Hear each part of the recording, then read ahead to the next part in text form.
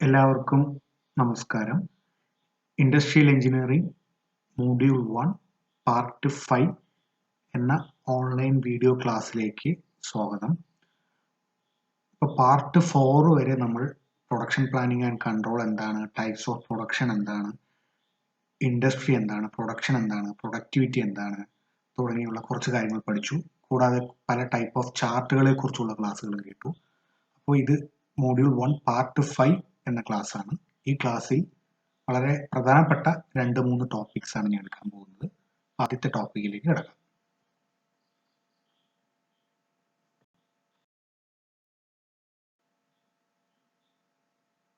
Break even analysis. ഇപ്പോൾ break even analysis എന്ന് പറയുന്ന ഈ ടോപ്പിക് വളരെ ഇമ്പോർട്ടൻ്റ് ആണ്. എക്സാമിന് 1-2 തവണ പ്രീവിയസ് ചോദിച്ച ഒരു ഏരിയയാണ് ബ്രേക്ക് ഈവൻ അനാലിസിസ്. അപ്പോൾ എന്താണ് ബ്രേക്ക് ഈവൻ അനാലിസിസ് നോക്കാം. A break-even analysis is a financial calculation for determining the number of products or services a company should tell you to cover its cost. അപ്പോൾ basically break even analysis എന്ന് പറഞ്ഞു കഴിഞ്ഞാൽ അതൊരു financial calculation ആണ്. എന്തിനു വേണ്ടിയുള്ള calculation ആണ്?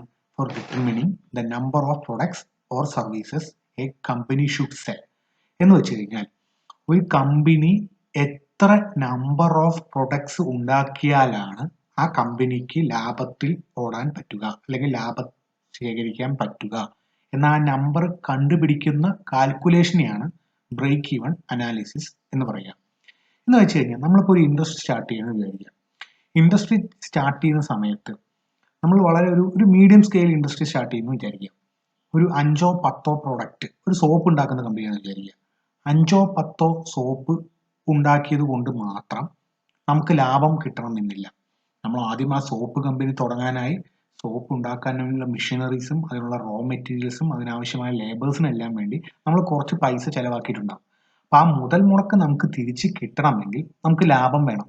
ലാഭം വേണമെങ്കിൽ നമുക്ക് വിറ്റ് വരവുള്ള ഒബ്ജക്ട്സിൽ നിന്ന് തന്നെ ആ ലാഭം ഉണ്ടാക്കിയെടുക്കണം. അപ്പോൾ വളരെ കൂടുതലുള്ള ഒരു എണ്ണം ഓഫ് ഐറ്റംസ് നമ്മൾ വിറ്റ് പോയാൽ മാത്രമേ ആ കമ്പനിക്ക് മുതൽ മുടക്ക് തിരിച്ചു കിട്ടുകയുള്ളൂ. അപ്പോൾ ബേസിക്കലി ബ്രേക്ക് ഈവൻ അനാലിസിസ് വെച്ചിട്ട് നമ്മൾ കണ്ടുപിടിക്കുന്നത് എത്ര നമ്പർ ഓഫ് ഐറ്റംസ് ഒരു കമ്പനിയിൽ പ്രൊഡ്യൂസ് ചെയ്യണം, അല്ലെങ്കിൽ വിറ്റ് പോകണം. അങ്ങനെ വിറ്റ് പോയാൽ മാത്രമേ ആ കമ്പനിക്ക് ലാഭം കിട്ടുകയുള്ളൂ. ബേസിക്കലി ലാഭം കണ്ടുപിടിക്കുന്ന ഒരു മെത്തേഡാണ് ബ്രേക്ക് ഈവൻ അനാലിസിസ്. ഒപ്പം തന്നെ ആ ലാഭത്തിന് വേണ്ടി ആ കമ്പനി എത്ര പ്രൊഡക്ട്സ് സെല്ല് ചെയ്യണം എന്നുള്ള കാര്യം കൂടി കണ്ടുപിടിക്കുന്നുണ്ട്. Break-even is a situation where you are neither making money nor losing money, but all your costs has been covered. അപ്പോൾ ബ്രേക്ക് ഈവൻ അനാലിസിസ് വളരെ ഇമ്പോർട്ടൻ്റ് ആയ ഒരു കൺസെപ്റ്റ് ആണ്. അതിൽ തന്നെ ഏറ്റവും ഇമ്പോർട്ടൻ്റ് ആയ ഒരു ടേമാണ് ബ്രേക്ക് ഈവൻ സിറ്റുവേഷൻ. ഈ ബ്രേക്ക് ഈവൻ സിറ്റുവേഷൻ എന്ന് വെച്ച് കഴിഞ്ഞാൽ ഒരു കമ്പനി ലാഭവുമല്ല നഷ്ടവുമല്ല. എന്ന് വെച്ച് കഴിഞ്ഞാൽ 100 രൂപ മുതൽ മുടക്കുണ്ടെങ്കിൽ ആ 100 രൂപയും ആ കമ്പനിക്ക് തിരിച്ചു കിട്ടുകയാണ്.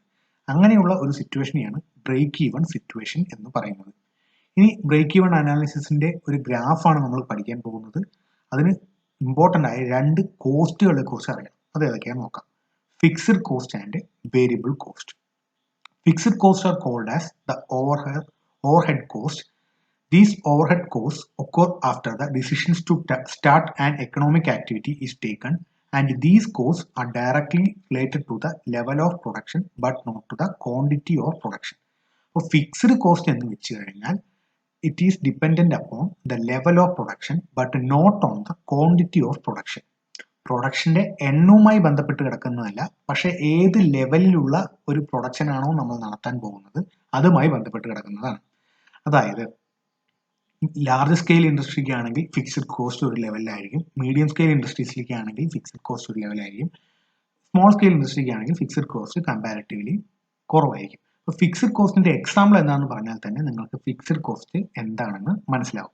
അപ്പോൾ ഒരു ഫിക്സഡ് കോസ്റ്റ് എന്ന് വെച്ച് കഴിഞ്ഞാൽ ഒരു കമ്പനിക്ക് ഫിക്സഡ് ആയിട്ട് കൊടുക്കേണ്ടി വരുന്ന പൈസ, കൊടുക്കേണ്ടി വരുന്ന ചെലവുകൾ. അപ്പോൾ എവിടെയൊക്കെയാണ് ഒരു കമ്പനിക്ക് ഫിക്സഡ് ആയിട്ടുള്ള ചെലവുകൾ വരിക? ആ കമ്പനിയിൽ പർച്ചേസ് ചെയ്യുന്ന എക്യുപ്മെന്റ്സ് അല്ലെങ്കിൽ മെഷീനറീസ്, അതൊരു ഫിക്സഡ് കോസ്റ്റ് ആണ്. കമ്പനി പ്രവർത്തിപ്പിച്ചാലും ഇല്ലെങ്കിലും മെഷീൻസിനും എക്യുപ്മെന്റ്സിനും പർച്ചേസ് ചെയ്യാനുള്ള പൈസ കമ്പനി കണ്ടെത്തുക തന്നെ വേണം. Then taxes, salaries, rent, interest etcetera. Taxes ആണെങ്കിലും ഒരു കമ്പനി അടയ്ക്കേണ്ട ടാക്സസ് അതിനെ പീരിയോഡിക്കലി അടച്ചുകൊണ്ടിരിക്കണം. കമ്പനി റൺ ചെയ്താലും ഇല്ലെങ്കിലും ആ ടാക്സ് അടയ്ക്കേണ്ടി വരും. കമ്പനിയിൽ ജോലിക്കാരുണ്ടെങ്കിൽ അവർക്ക് കൊടുക്കേണ്ട സാലറിയും കമ്പനി ലാഭത്തിലാണെങ്കിലും നഷ്ടത്തിലാണെങ്കിലും പ്രൊഡക്ഷൻ കൂടിയാലും കുറഞ്ഞാലും കൊടുക്കേണ്ടി വരും. ഒപ്പം തന്നെ റൂം റെന്റ് ആണെങ്കിലും സ്ഥല വാടകയാണെങ്കിലും കൊടുക്കേണ്ടി വരും. കൂടാതെ ഇൻട്രസ്റ്റ് റേറ്റും കമ്പനി കടമെടുത്തിട്ടാണ് തുടങ്ങുന്നതെങ്കിൽ പലിശ നിരക്കും കറക്റ്റായി തന്നെ കമ്പനി അടച്ചു പോകേണ്ടി വരും. ഇതെല്ലാം ഈ ഫിക്സ്ഡ് കോസ്റ്റ് ആണ്. പ്രൊഡക്ഷന്റെ ക്വാണ്ടിറ്റി ഇത് ഡിപ്പെൻഡ് ചെയ്യുന്നില്ല. നമ്പർ ഓഫ് പ്രൊഡക്ട്സ് കൂടിയാലും കുറഞ്ഞാലും ഒരു കമ്പനി ഫിക്സഡ് കോസ്റ്റ് എപ്പോഴും കയ്യിൽ നിന്ന് ചെലവായിക്കൊണ്ടിരിക്കും. അടുത്ത cost variable cost. It will increase or decrease in a direct relation to the production volume. Production volume എന്ന് വെച്ചാൽ ഉണ്ടാക്കുന്ന പ്രൊഡക്ട്സിന്റെ എണ്ണം അത് കൂടുന്നതനുസരിച്ചിട്ടും കുറയുന്നതിനനുസരിച്ചിട്ടും ഈ വേരിയബിൾ കോസ്റ്റ് എന്ന പാരാമീറ്റർ ചേഞ്ച് ചെയ്തുകൊണ്ടിരിക്കും. അപ്പൊ അതിന്റെ എക്സാമ്പിൾസ് നോക്കൂ. Cost of raw material, packaging cost, fuel and other cost. Raw മെറ്റീരിയലിന്റെ കോസ്റ്റ് ആണെങ്കിലും ഫ്യൂവലിന്റെ കോസ്റ്റ് ആണെങ്കിലും പാക്കേജ് കോസ്റ്റുകളാണെങ്കിലും എത്ര എണ്ണമാണോ ഉണ്ടാക്കുന്നത് ആ എണ്ണവുമായി ബന്ധപ്പെട്ട് കിടക്കുന്നു. ഇപ്പൊ 100 സോപ്പ് ഉണ്ടാക്കുന്നവിടെ 100 എണ്ണത്തിനുള്ള റോ മെറ്റീരിയൽസിന്റെ കോസ്റ്റ് നമ്മൾ കൊടുക്കേണ്ടി വരും. പക്ഷേ അത് 500 ആയി കഴിഞ്ഞാൽ റോ മെറ്റീരിയൽസിന്റെ പൈസ കൂടുതലായി ചെലവാകേണ്ടി വരും. ഇവിടെ 100 എണ്ണമാണെങ്കിലും 500 എണ്ണമാണെങ്കിലും നമ്മൾ ഉണ്ടാക്കുന്ന മെഷീൻസിന്റെ എണ്ണം സെയിം ആണെങ്കിൽ മെഷീൻസ് പർച്ചേസ് ചെയ്യാനുള്ള ഫിക്സഡ് കോസ്റ്റ് സെയിം ആണ്. മെഷീൻസും എക്യുപ്മെന്റ്സും പർച്ചേസ് ചെയ്യാനുള്ളതും ആ റൂമിന്റെ റെന്റും റൂമിനുള്ള വേറെ ടാക്സും കാര്യങ്ങളെല്ലാം ഫിക്സ്ഡ് ആണ്. പക്ഷേ അവിടെ ഉണ്ടാക്കുന്ന സോപ്പിന്റെ എണ്ണമായി ഡിപ്പെൻഡ് ചെയ്ത് കിടക്കുന്നുണ്ടാവും അതിന്റെ റോ മെറ്റീരിയൽസും and packaging and other fuel cost. So variable cost എന്ന് വെച്ച് കഴിഞ്ഞാൽ അത് ക്വാണ്ടിറ്റി അനുസരിച്ച് വേരി ചെയ്തുകൊണ്ടിരിക്കും. ക്വാണ്ടിറ്റി കുറവാണെങ്കിൽ വേരിയബിൾ കോസ്റ്റ് കുറയും, ക്വാണ്ടിറ്റി കൂടുതലാണെങ്കിൽ വേരിയബിൾ കോസ്റ്റ് കൂടും. പക്ഷെ ഫിക്സഡ് കോസ്റ്റ് എന്ന് പറയുന്നത് ക്വാണ്ടിറ്റിയുമായി യാതൊരു ബന്ധവുമില്ല.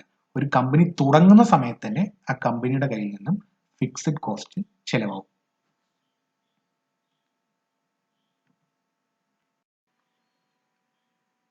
നിങ്ങൾ ഈ സ്ലൈഡിൽ കാണുന്ന ഈ ഫിഗറെയാണ് നമ്മൾ ബ്രേക്ക് ഈവൺ അനാലിസിസ് ഫിഗർ എന്ന് പറയുന്നത്. അപ്പോൾ ഈ ഫിഗറിലേക്ക് ശ്രദ്ധിക്കുക. ഇവിടെ ഒരു എക്സ് ആക്സിസും ഉണ്ട്, ഒരു വൈ ആക്സിസും ഉണ്ട്. എക്സ് ആക്സിസിൽ നമ്മൾ പ്രൊഡക്ഷൻ വോളിയം എന്ന കൺസെപ്റ്റാണ് നോട്ട് ചെയ്യുക. വൈ ആക്സിസിൽ കോസ്റ്റ് എന്ന കൺസെപ്റ്റ്.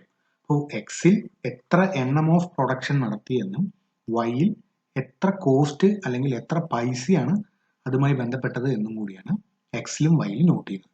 ഇനി ഇവിടെ ശ്രദ്ധിക്കുക. ഇവിടെ പ്രധാനമായിട്ടും 2 ലൈനുകൾ നിങ്ങൾക്ക് കാണാൻ പറ്റും. ഒരു ലൈൻ എന്ന് പറയുന്നത് സെയിൽസ് റവന്യൂ ലൈൻ, രണ്ടാമത്തെ ലൈൻ എന്ന് പറയുന്നത് total cost line. Total cost എന്ന് പറയുന്നത് ഒരു കമ്പനിക്ക് മൊത്തം അല്ലെങ്കിൽ ഒരു ഇൻഡസ്ട്രിക്ക് മൊത്തം ചെലവാകുന്ന പൈസയാണ്. സെയിൽസ് റവന്യൂ എന്ന് പറയുന്നത് ആ ഇൻഡസ്ട്രിക്ക് കിട്ടുന്ന പൈസയാണ്. ഒന്ന് ചെലവാക്കിയ പൈസ, ഒന്ന് കിട്ടിയ പൈസ. ഇനി ഇവിടേക്ക് ശ്രദ്ധിക്കുക. ഈ സെയിൽസ് ടോട്ടൽ കോസ്റ്റ് ലൈൻ എന്ന ഈ ലൈൻ 0-ൽ നിന്നല്ല സ്റ്റാർട്ട് ചെയ്യുന്നത്, പകരം ഒരു ഫിക്സഡ് ഹൈറ്റിൽ നിന്നാണ് സ്റ്റാർട്ട് ചെയ്യുന്നത്. ആ ഫിക്സഡ് ഹൈറ്റ് എന്താണ്? ഫിക്സഡ് കോസ്റ്റ് ആണ്. എന്ന് വെച്ച് കഴിഞ്ഞാൽ ഒരു കമ്പനിക്ക് അല്ലെങ്കിൽ ഒരു ഇൻഡസ്ട്രിക്ക് അത് സ്റ്റാർട്ട് ചെയ്യുന്ന സമയത്ത് തന്നെ കയ്യിൽ നിന്ന് കുറച്ച് പൈസ എടുക്കേണ്ടി വരും. അതിനാണ് നമ്മൾ ഫിക്സഡ് കോസ്റ്റ് എന്ന് പറയുക എന്ന് മുമ്പ് പറഞ്ഞിട്ടുണ്ട്. അതായത് എക്യുപ്മെന്റ് കോസ്റ്റോ മെഷീനറിയുടെ കോസ്റ്റോ ആ കമ്പനിക്ക് ആ സ്ഥലവാടകയായി കൊടുക്കേണ്ടി വരുന്ന പൈസയോ അങ്ങനെ എന്ത് വേണമെങ്കിലും ആകാം. അതിന് ഫിക്സഡ് കോസ്റ്റ് എന്നാണ് പറയുക.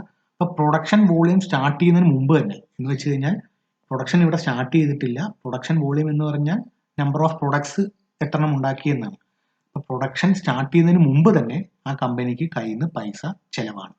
ഇനി പ്രൊഡക്ഷൻ വോളിയം കൂടുന്നതിനനുസരിച്ചിട്ട് വേരിയബിൾ കോസ്റ്റ് എന്ന കോസ്റ്റ് ഈ ഫിക്സഡ് കോസ്റ്റിനൊപ്പം ആഡ് ചെയ്ത് കഴിഞ്ഞിട്ട് കിട്ടുന്ന എമൗണ്ടിനെയാണ് ടോട്ടൽ കോസ്റ്റ് എന്ന് പറയുന്നത്. അപ്പൊ ടോട്ടൽ കോസ്റ്റ് എന്ന് വെച്ചാൽ it is a sum of fixed cost and variable cost. ഇവിടെ പ്രൊഡക്ഷൻ വോളിയം കൂടുന്നതിനനുസരിച്ചിട്ട് ഈ ടോട്ടൽ കോസ്റ്റ് ലൈൻ കൂടി വരുന്നുണ്ട്. ഇനി അടുത്ത ലൈനിലേക്ക് നോക്കാം. It is sales revenue line. ആ കമ്പനിക്ക് കിട്ടുന്ന പൈസ, ആ ഇൻഡസ്ട്രിക്ക് കിട്ടുന്ന പൈസയാണ് സെയിൽസ് റവന്യൂ ലൈൻ എന്ന് പറയുന്നത്. അത് തുടക്കത്തിൽ അത് 0 ആയിരിക്കും. ഒരു പ്രൊഡക്റ്റും കമ്പനി വിറ്റ് പോയിട്ടില്ലെങ്കിൽ ആ ഇൻഡസ്ട്രിക്ക് കിട്ടുന്ന വരുമാനം സെയിൽസ് റവന്യൂ ലൈൻ 0-ലായിരിക്കും. പ്രൊഡക്ഷൻ വോളിയം കൂടുന്നതിനനുസരിച്ചിട്ട് ആ കമ്പനിക്ക് കിട്ടുന്ന സെയിൽസും കൂടി വരും. അപ്പൊ നിങ്ങൾ ശ്രദ്ധിക്കുക, ഇവിടെ ഒരു പെർട്ടിക്കുലർ പോയിന്റ് എത്തിക്കഴിഞ്ഞാൽ ഈ 2 ലൈൻസ് മീറ്റ് ചെയ്യും. കോസ്റ്റ് ലൈനും സെയിൽസ് റവന്യൂ ലൈനും ഒരു പെർട്ടിക്കുലർ പോയിന്റിൽ മീറ്റ് ചെയ്യും. മീറ്റ് ചെയ്യുന്ന ആ പോയിന്റിനെ പറയുന്ന പേരാണ് ബ്രേക്ക് ഈവൻ പോയിന്റ്. ആ പോയിന്റിന്റെ പ്രത്യേകത എന്താ? ആ പോയിന്റിന് തൊട്ട് മുമ്പ് വരെ ഈ total cost line sales revenue ലൈനിന് മുകളിലായിരുന്നു. പക്ഷേ ബ്രേക്ക് ഈവൻ പോയിന്റ് കഴിഞ്ഞതോടുകൂടി total cost line sales even റവന്യൂവിന്റെ താഴെയായി. എന്ന് വെച്ച് കഴിഞ്ഞാൽ ബ്രേക്ക് ഈവൻ പോയിന്റ് മുമ്പ് വരെ ലോസ് ആയിരുന്നു, ആ ഇൻഡസ്ട്രിക്ക് ലോസ് ആയിരുന്നു. പക്ഷേ ബ്രേക്ക് ഈവൻ പോയിന്റ് കഴിഞ്ഞതോടുകൂടി ആ ഇൻഡസ്ട്രിക്ക് പ്രോഫിറ്റിലോട്ട് ചെന്നെത്തി. അപ്പോൾ ബ്രേക്ക് ഈവൻ പോയിന്റ് എന്ന് പറയുന്നത് വളരെ സിഗ്നിഫിക്കൻ്റ് ആയ ഒരു പോയിന്റ് ആണ്. ആ പോയിന്റിന് മുമ്പ് വരെ ലോസ് ആയിരുന്നു. ആ പോയിന്റ് എത്തിയതിനു ശേഷമാണ് ആ ഇൻഡസ്ട്രിക്ക് പ്രോഫിറ്റ് എത്തി തുടങ്ങിയത്. അപ്പോൾ ബ്രേക്ക് ഈവൻ പോയിന്റ് എന്ന് പറയുന്നത് ആക്ച്വലി ഒരു പ്രൊഡക്ഷൻ വോളിയമാണ്. നമ്മളത് വൈയിലേക്ക് എക്സിലേക്ക് ഇന്റർപോളേറ്റ് ചെയ്ത് കഴിഞ്ഞാൽ നമുക്കൊരു പോയിന്റ് കിട്ടും. അത് actually it is A production volume. Production volume എന്ന് വെച്ച് കഴിഞ്ഞാൽ ആ ഇൻഡസ്ട്രി എത്ര എണ്ണം ഓഫ് പ്രൊഡക്ട്സ് ഉണ്ടാക്കുമ്പോഴാണ് ആ കമ്പനിക്ക് ലാഭത്തിനേക്കാൾ കയ്യിൽ നിന്ന് ചിലവായ കോസ്റ്റിനേക്കാൾ കൂടുതൽ പൈസ റിട്ടേൺ ആയി കിട്ടുന്നുണ്ട് എന്നുള്ള പോയിന്റിനെയാണ് ബ്രേക്ക് ഈവൻ പോയിന്റ് എന്ന് പറയുന്നത്. നമുക്കപ്പോൾ ഒരു എക്സാമ്പിൾ എടുത്ത് നോക്കാം. നമ്മൾ മുമ്പ് പറഞ്ഞ ആ സോപ്പ് ഉണ്ടാക്കുന്ന കമ്പനിയുടെ കാര്യം തന്നെ എടുക്കാം. സോപ്പ് ഉണ്ടാക്കുന്ന കമ്പനിക്ക് തുടക്കം ഒരു മെഷീൻസ് വാങ്ങാനായിട്ടും ആ റെന്റിന് വേണ്ടിയിട്ടും ബാക്കി ആ റൂം വാടക എല്ലാം കൂടി ഫിക്സഡ് കോസ്റ്റ് ഒരു 1000 രൂപ ഉണ്ടെന്ന് വിചാരിക്കാം. നമ്മളൊരു എക്സാമ്പിളിന് വേണ്ടി പറയുകയാണ്, ഒരു 1000 രൂപ ഉണ്ട് എന്ന് വിചാരിക്കുക. അപ്പോൾ ഫിക്സഡ് കോസ്റ്റ് ലൈൻ 1000 എന്നുള്ള വാല്യൂ നിന്നായിരിക്കും ഈ കോസ്റ്റിലെ ടോട്ടൽ കോസ്റ്റ് ലൈൻ സ്റ്റാർട്ട് ചെയ്യുന്നത്. ഫിക്സഡ് കോസ്റ്റ് തുടക്കം തന്നെ നമുക്ക് ആഡ് ചെയ്യേണ്ടി വരും, 1000 എന്നുള്ള വാല്യൂ ആഡ് ചെയ്യേണ്ടി വരും. അതിനുശേഷമായിരിക്കും ഈ ലൈൻ ഇങ്ങനെ പോകുന്നത്. നമുക്ക് ഒരു സോപ്പ് ഉണ്ടാക്കാനുള്ള പൈസ 10 രൂപയാണെന്ന് വിചാരിക്കും. അപ്പോൾ ഒരു പ്രൊഡക്റ്റ് കഴിയുമ്പോൾ ഈ ലൈൻ 1010 എത്തിയിട്ടുണ്ടാവും. രണ്ടാമത്തെ പോയിന്റ് കഴിയുമ്പോൾ 1020 എത്തിയിട്ടുണ്ടാവും. സിമിലർലി പ്രൊഡക്ഷൻ വോളിയം കൂടുന്നതനുസരിച്ചിട്ട് ഈ ലൈൻ ഇങ്ങനെ കയറി പോകുന്നുണ്ടാവും. ഇനി താഴെ കാണിച്ചിരിക്കുന്ന ലൈൻ സെയിൽസ് റവന്യൂ ലൈനാണ്. ഒരു സോപ്പ് വിറ്റ് പോയി കഴിഞ്ഞാൽ കമ്പനിക്ക് അല്ലെങ്കിൽ ഇൻഡസ്ട്രിക്ക് കിട്ടുന്ന പൈസ 20 ആണെന്ന് വിചാരിക്കുക. 10 രൂപയ്ക്ക് ഉണ്ടാക്കുന്ന ആ പ്രൊഡക്റ്റിനെ 20 രൂപയ്ക്ക് വിറ്റ് പോകുന്നു, എങ്കിലേ ലാഭം ഉണ്ടാവുള്ളൂ. അപ്പോൾ ആ ലൈനും ഇങ്ങനെ എത്ര എണ്ണം വിറ്റ് പോകുന്നുണ്ടോ അതിനനുസരിച്ചിട്ട് ഈ സെയിൽസ് റവന്യൂ ലൈനും കയറി പോകുന്നുണ്ടാവും. ഇനി ഇവിടെ ശ്രദ്ധിക്കുക, ഒരു 100 പ്രൊഡക്റ്റ് ഉണ്ടാക്കിയെന്ന് വിചാരിക്കുക. ഈ ഇൻഡസ്ട്രി ഒരു 100 പ്രൊഡക്റ്റ് ഉണ്ടാക്കിയെന്ന് വിചാരിക്കുക. അപ്പോൾ ഫിക്സഡ് കോസ്റ്റ് 1000 ഉണ്ട്. 10 രൂപയുടെ 100 പ്രൊഡക്റ്റ് ഉണ്ടാക്കാൻ പിന്നീട് ഒരു 1000 രൂപ ചിലവുണ്ട്. അപ്പോൾ ടോട്ടൽ ചിലവ് എന്ന് പറയുന്നത് 2000 രൂപയാണ്. ഇനി ഒരു പ്രൊഡക്റ്റ് വിറ്റ് പോയി കഴിഞ്ഞാൽ ആ കമ്പനിക്ക് ഒരു സോപ്പ് വിറ്റാൽ കിട്ടുന്ന പൈസ 20 രൂപയാണ്. അപ്പോൾ 100 പ്രൊഡക്റ്റ് വിറ്റ് കഴിഞ്ഞാൽ 2000 രൂപ കിട്ടും. അപ്പോൾ 2000 രൂപ ചെലവും വന്നു, 2000 രൂപ വരവും വന്നു. എന്ന് വെച്ച് കഴിഞ്ഞാൽ 2000 രൂപ എന്നുള്ള പോയിന്റ് ബ്രേക്ക് ഈവൻ പോയിന്റ് ആണ്. അല്ലെങ്കിൽ 100 സോപ്പിന്റെ എണ്ണം എന്ന് പറയുന്നത്, 100 സോപ്പ് വിറ്റപ്പോഴാണല്ലോ 2000 രൂപ കിട്ടിയത്. അതുപോലെ തന്നെ 100 സോപ്പിനാണ് 2000 രൂപ ചെലവും ഉണ്ടായിരുന്നത്. അപ്പൊ 100 സോപ്പ് എന്ന് പറയുന്ന ആ എണ്ണം ഒരു ബ്രേക്ക് ഈവൻ പോയിന്റ് ആണ്. ആ ബ്രേക്ക് ഈവൻ പോയിന്റിൽ ചെലവായ പൈസ അത് ഏതാണോ 2000 രൂപ. 1000 രൂപ എന്ന് പറയുന്നത് ബ്രേക്ക് ഈവൻ പോയിന്റിലെ ടോട്ടൽ കോസ്റ്റ് ആണ്. അത് തന്നെയാണ് അവിടുത്തെ മാർജിൻ ഓഫ് സേഫ്റ്റി എന്ന് പറയുന്നത്. ആ കോസ്റ്റ് 2000 ആണ് അവിടുത്തെ മാർജിൻ ഓഫ് സേഫ്റ്റി. ആ സമയത്തുള്ള പ്രൊഡക്ഷൻ വോളിയം എന്ന് വെച്ചാൽ 100 എണ്ണത്തിനെയാണ് നമ്മൾ ബ്രേക്ക് ഈവൻ പോയിന്റ് എന്ന് പറയുന്നത്. അപ്പോൾ 100 എണ്ണത്തിൽ കൂടുതൽ സോപ്പുകൾ ഈ പെർട്ടിക്കുലർ ഈ എക്സാമ്പിൾ പറഞ്ഞിട്ടുള്ള ഈ ഇൻഡസ്ട്രി ഉണ്ടാക്കി കഴിഞ്ഞാൽ ആ ഇൻഡസ്ട്രിക്ക് ലാഭം ഉണ്ടാവും. 100 എണ്ണത്തിൽ താഴെയാണെങ്കിൽ നഷ്ടത്തിലേക്ക് പോകും. അപ്പോൾ സ്വാഭാവികമായിട്ടും എത്ര എണ്ണം ഓഫ് ഐറ്റംസ് കൂടുതൽ ഉണ്ടാക്കുന്നുണ്ടോ അത്രത്തോളം ബ്രേക്ക് ഈവൻ അനാലിസിസ് വെച്ചിട്ട് ആ കമ്പനിക്ക് അല്ലെങ്കിൽ ആ ഇൻഡസ്ട്രിക്ക് ലാഭം അല്ലെങ്കിൽ നഷ്ടം എന്ന് പറയാൻ പറ്റും. അപ്പോൾ ബ്രേക്ക് ഈവൻ പോയിന്റ് ആവശ്യം എന്താണെന്ന് വെച്ച് കഴിഞ്ഞാൽ ഒരു കമ്പനി തുടങ്ങുന്നതിന് മുമ്പ് തന്നെ അല്ലെങ്കിൽ ഇൻഡസ്ട്രി തുടങ്ങുന്നതിന് മുമ്പ് തന്നെ ആ ഇൻഡസ്ട്രി എത്ര എണ്ണം ഓഫ് ഐറ്റംസ് ഉണ്ടാക്കി കഴിഞ്ഞാൽ അവർക്ക് നഷ്ടം അല്ലെങ്കിൽ നഷ്ടം ഓവർകം ചെയ്ത് ലാഭത്തിലേക്ക് കടക്കാൻ പറ്റും എന്ന് കണ്ടുപിടിക്കുന്ന വളരെ ഇമ്പോർട്ടൻ്റ് ആയിട്ടുള്ള ഫിനാൻഷ്യൽ കാൽക്കുലേഷൻ ആണ് ബ്രേക്ക് ഈവൻ അനാലിസിസ്.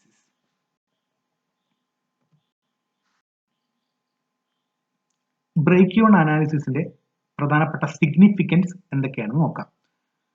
അപ്പോൾ ശ്രദ്ധിക്കുക, നമ്മൾ മുമ്പ് പറഞ്ഞ ബ്രേക്ക് ഈവൻ അനാലിസിസിൽ ഫസ്റ്റ് ഒരു ഫിക്സഡ് കോസ്റ്റ് എന്ന വാല്യൂ ഉണ്ടാവും. ആ ഫിക്സഡ് കോസ്റ്റ് തുടങ്ങിയിട്ടാണ് ടോട്ടൽ കോസ്റ്റ് ലൈൻ സ്റ്റാർട്ട് ചെയ്യുന്നത്. കഴിഞ്ഞ എക്സാമ്പിൾ 1000 ആണെങ്കിൽ 1000 എന്നായിരിക്കും കോസ്റ്റ് ലൈൻ സ്റ്റാർട്ട് ചെയ്യുക. അപ്പോൾ ആ 1000 വരും ആ കമ്പനിക്ക് ചിലവേ ഇല്ല എന്ന് വിചാരിക്കും.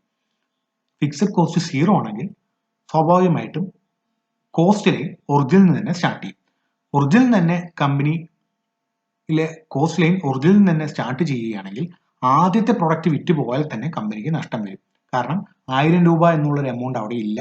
കോസ്റ്റും സെയിൽസും രണ്ടും 0 നിന്നാണ്. അപ്പൊ 10 രൂപയ്ക്ക് വിറ്റ സാധനം ഉണ്ടാക്കിയ സാധനം 20 രൂപയ്ക്ക് വിറ്റ് പോയി കഴിഞ്ഞാൽ 10 രൂപ ഫസ്റ്റ് പ്രൊഡക്റ്റിൽ തന്നെ ലാഭം കിട്ടും. അപ്പോൾ ഫിക്സഡ് കോസ്റ്റ് 0 ആയി കഴിഞ്ഞാൽ അതിന്റെ അർത്ഥം ഫസ്റ്റ് പ്രൊഡക്റ്റിൽ തന്നെ ആ കമ്പനിക്ക് അല്ലെങ്കിൽ ആ ഇൻഡസ്ട്രിക്ക് ലാഭം കിട്ടുന്നു എന്നാണ്. ഇപ്പൊ ബ്രേക്ക് ഈവൻ പോയിന്റ് എന്താണെന്ന് ഇവിടെ ഒന്നുകൂടി പറയുന്നുണ്ട്.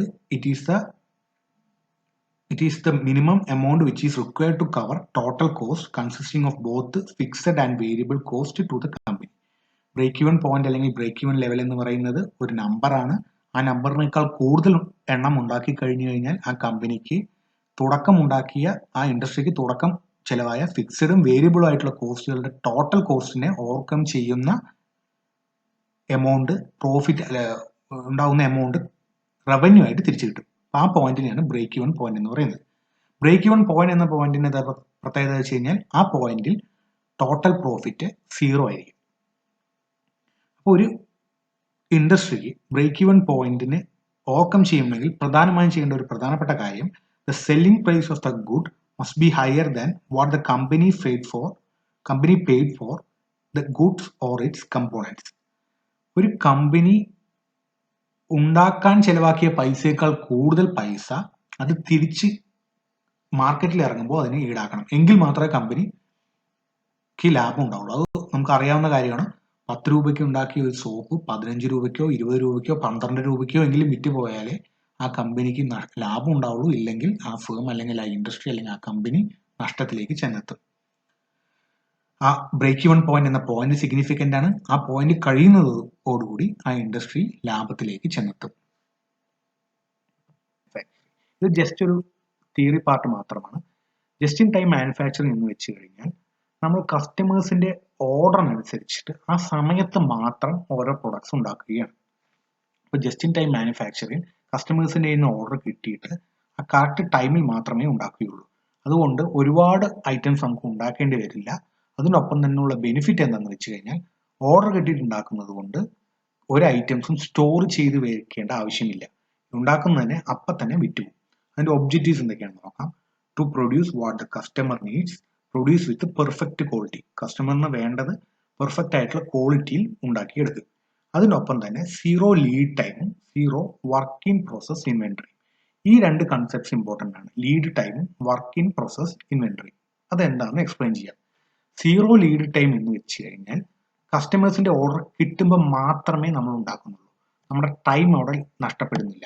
മുൻകൂട്ടി ഉണ്ടാക്കി വെക്കേണ്ട ആവശ്യമില്ല. അതുകൊണ്ടാണ് 0 ലീഡ് ടൈം എന്ന് പറയുന്നത്. മുൻകൂട്ടി ഉണ്ടാക്കേണ്ട കാര്യമില്ല. To minimise work in process inventory എന്ന് വെച്ച് കഴിഞ്ഞാൽ സ്റ്റോർ ചെയ്ത് വെച്ചിരിക്കുന്ന ഐറ്റത്തിനെയാണ് ഇൻവെന്ററി എന്ന് പറയുന്നത്. ഇവിടെ ആ യഥാർത്ഥമായ ഓർഡർ കിട്ടി ആ ടൈമിൽ മാത്രമാണ് പ്രൊഡ്യൂസ് ചെയ്യുന്നത്. അതുകൊണ്ട് എന്താണ്, പ്രൊഡക്റ്റുകൾ കെട്ടിക്കിടക്കേണ്ട ആവശ്യമില്ല. അപ്പോൾ to minimise work in process inventory എന്ന് വെച്ച് കഴിഞ്ഞാൽ നമ്മുടെ പ്രൊഡക്ട്സ് സ്റ്റോർ ചെയ്യേണ്ട ആവശ്യമില്ല. അതാണ് ഇതിന്റെ വേറൊരു advantage. Then avoid wastage of resources. നമുക്ക് ആവശ്യമുള്ള സാധനങ്ങൾ ആവശ്യമുള്ള ടൈമിൽ മാത്രമേ ഉണ്ടാക്കുന്നുള്ളൂ. അതുകൊണ്ട് അവിടെ വേസ്റ്റേജ് ഉണ്ടാവുന്നില്ല.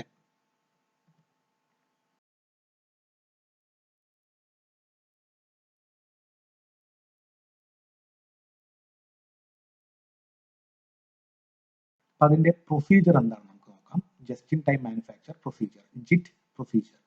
ഐഡന്റിഫൈ കസ്റ്റമർ നീഡ്സ്, കസ്റ്റമറിന്റെ ആവശ്യം അറിയുക. Procure exact amount of material, exact വേണ്ട മെറ്റീരിയൽസ് മാത്രം പ്രൊക്വയർ ചെയ്യുക അല്ലെങ്കിൽ നമ്മൾ കൈപ്പെടുത്തുക. Then semi finished products to next stage of production. ഒരു പ്രൊഡക്റ്റിന്റെ ഒരു സ്റ്റേജ് ഫിനിഷ് ചെയ്തതിന് മാത്രം അടുത്ത സ്റ്റേജിലേക്ക് മുന്നോട്ട് പോവുക. ഡിഫക്റ്റീവ് ആയിട്ടുള്ള ഐറ്റംസ് മാറ്റിക്കളയുക. ഒപ്പം തന്നെ ഫിനിഷ്ഡ് ആയിട്ടുള്ള പ്രൊഡക്റ്റ് നേരിട്ട് മാർക്കറ്റിലേക്ക് എത്തിക്കുക, സ്റ്റോറിലേക്കല്ല എത്തിക്കുന്നത്. അത് വളരെ ഇമ്പോർട്ടൻ്റ് ആണ്. ഒരു പ്രൊഡക്റ്റ് ഉണ്ടാക്കി കഴിഞ്ഞാൽ അത് ആർക്കാണ് ആവശ്യം അവരുടെ കയ്യിലേക്ക് നേരിട്ട് എത്തിക്കുകയാണ്. സ്റ്റോറിലേക്ക് സേവ് ചെയ്യാൻ വേണ്ടി വിട്ടുകൊടുക്കുന്നില്ല. അതുകൊണ്ട് തന്നെ നേരിട്ട് വിറ്റുവരവ് നടത്തുന്ന ഈ മെത്തേഡിനെയാണ് ജസ്റ്റ് ഇൻ ടൈം മാനുഫാക്ചറിങ് എന്ന് പറയുന്നത്. ഈ ക്ലാസ്സിൽ എടുക്കുന്ന അടുത്തൊരു ഇമ്പോർട്ടൻ്റ് ആയ ടോപ്പിക്കാണ് വാല്യൂ എഞ്ചിനീയറിംഗ്. ഇപ്പോൾ വാല്യൂ എഞ്ചിനീയറിംഗ് എന്താണെന്ന് പറയുന്നതിന് മുമ്പ് വാല്യൂ എന്താണെന്ന് നമുക്ക് മനസ്സിലാക്കാം. Value equal to function or utility by cost.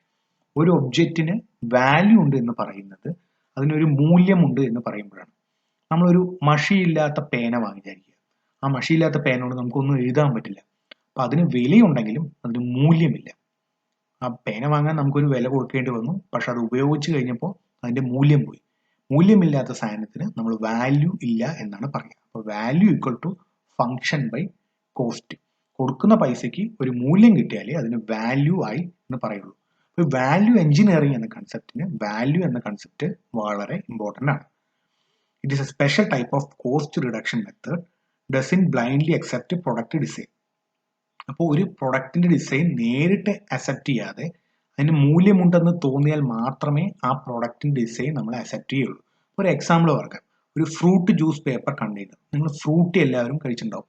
ഫ്രൂട്ടിയുടെ cover നിങ്ങൾ കണ്ടിട്ടുണ്ടാവും. അത് പേപ്പർ കൊണ്ടുണ്ടാക്കിയ കവറാണ്. അപ്പൊ ആ കവർ പേപ്പർ കൊണ്ട് ഉണ്ടാക്കിയത് കൊണ്ട് കുറച്ചധികം ഗുണങ്ങളുണ്ട്. എന്തൊക്കെയാണ്?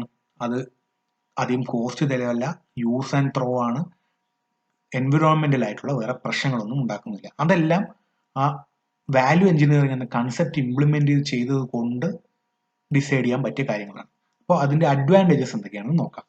To simplify products, use cheaper and new products, improve product design and product value, to use efficient processes, reduce cost of product, save money and increase profit.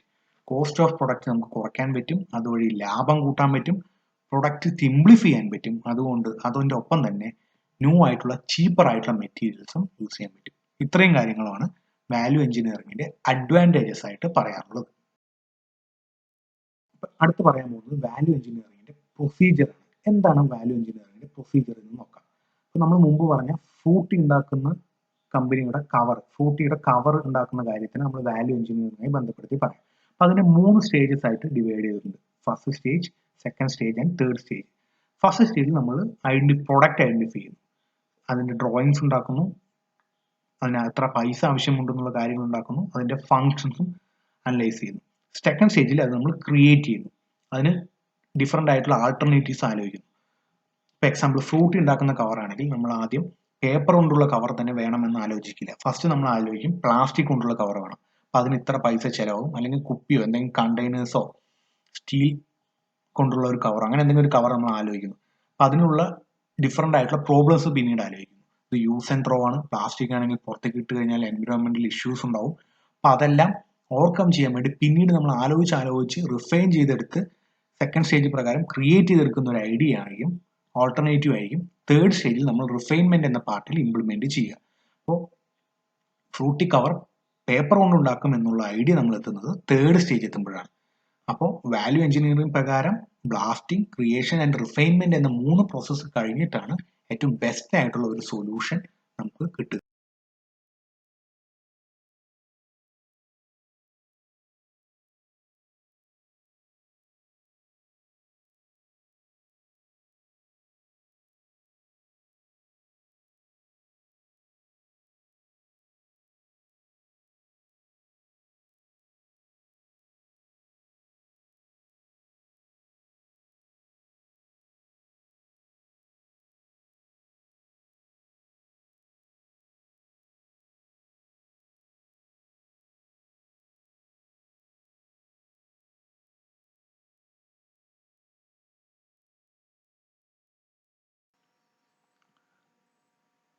Next topic is applications of value engineering.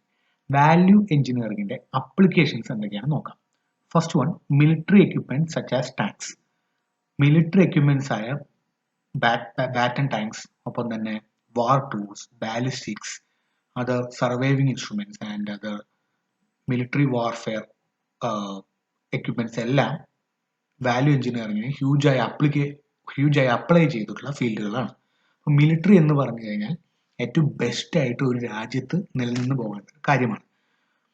അപ്പോൾ ഏറ്റവും cost effective ആയിട്ടുള്ള method, ഒപ്പം തന്നെ ഏറ്റവും significant ആയിട്ടുള്ള method, ഏറ്റവും effective ആയിട്ടുള്ള methods അവിടെ ഡെവലപ്പ് ചെയ്യുക എന്നുള്ളത് ഇമ്പോർട്ടൻ്റ് ആണ്. അതുകൊണ്ട് തന്നെ വാല്യൂ എഞ്ചിനീയറിംഗിൽ ഏറ്റവും വലിയൊരു ആപ്ലിക്കേഷൻ മിലിറ്ററി എക്യുപ്മെന്റ്സ് ആണ്. Second point is import substitutes.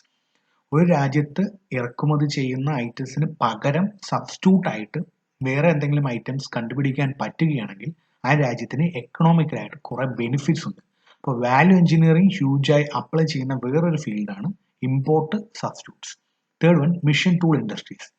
ഷെയ്പ്പർ, slotter, planer തുടങ്ങി വേറെ മോഡേൺ ആയിട്ടുള്ള CNC വരെയുള്ള മിഷൻ ടൂൾ ഇൻഡസ്ട്രീസിലെല്ലാം വാല്യൂ എഞ്ചിനീയറിംഗിന് ഹൈലി ആപ്ലിക്കേഷൻ ഉണ്ട്. Next point, industries making material handling equipments. ക്രെയിനുകൾ, ഹോയിസ്റ്റുകൾ, ലിഫ്റ്റിംഗ് ആൻഡ് ലോവറിംഗ് ഡിവൈസസ് തുടങ്ങിയ മെറ്റീരിയൽ ഹാൻഡ്ലിംഗ് എക്യുപ്മെന്റ്സ് ഉള്ള ഫീൽഡുകളിലെല്ലാം വാല്യൂ എഞ്ചിനീയറിംഗ് അപ്ലൈഡ് ആണ്. മെറ്റീരിയൽ ഹാൻഡ്ലിംഗ് ഏറ്റവും എഫക്റ്റീവ് ആയിട്ട്, ഏറ്റവും കോസ്റ്റ് എഫക്റ്റീവ് ആയിട്ട്, ഏറ്റവും ലെസ് ടൈമിൽ, ഏറ്റവും അവൈലബിൾ ആയിട്ടുള്ള റിസോഴ്സസ് വെച്ച് തന്നെ ഉണ്ടാക്കാൻ എല്ലാ ഇൻഡസ്ട്രീസും ശ്രമിക്കാറുണ്ട്.